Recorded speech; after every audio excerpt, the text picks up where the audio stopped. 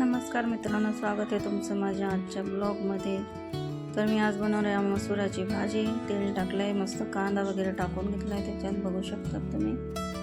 असं लाल कांदा लाल होसर शिजवून घ्यायचा आहे, तर गोल्डन रंगावर छान असं परतून घ्या।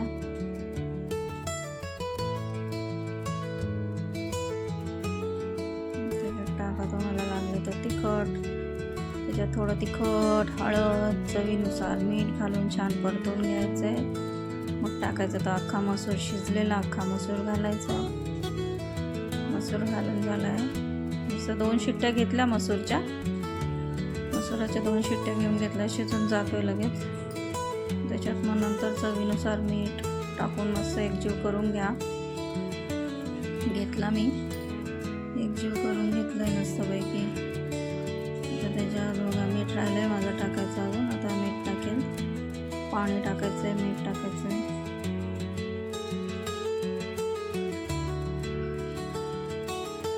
उकळू द्यायची भाजी।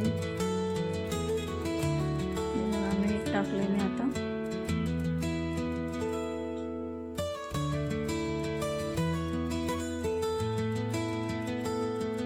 मस्त एकजीव करून घेतलंय भाजीला, खूप छान लागते ही भाजी।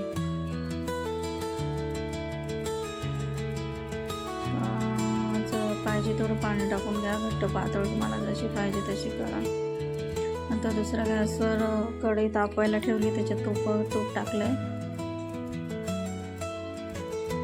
फोडणी करायची परत आपल्याला त्याला।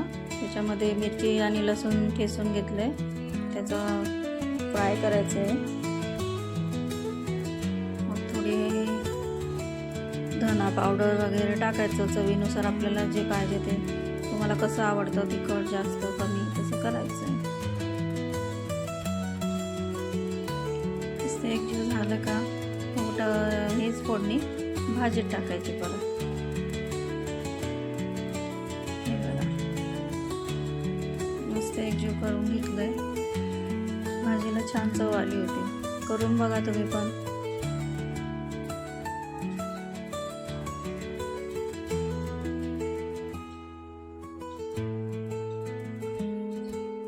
उकळते बघा भाजी मस्त आहे ना। आम्ही नंतर बाहेर गेले होते, थोडं माताजीच्या सेंटरला गेले होते, तिथे हे बघा आमच्या माताजी आले फिरून तिकडे, म्हणजे कार्यक्रम असतो तिथे गेली होती। हे बघा आमचा मनू कसा झोपला आहे, खूप छान आहे तो।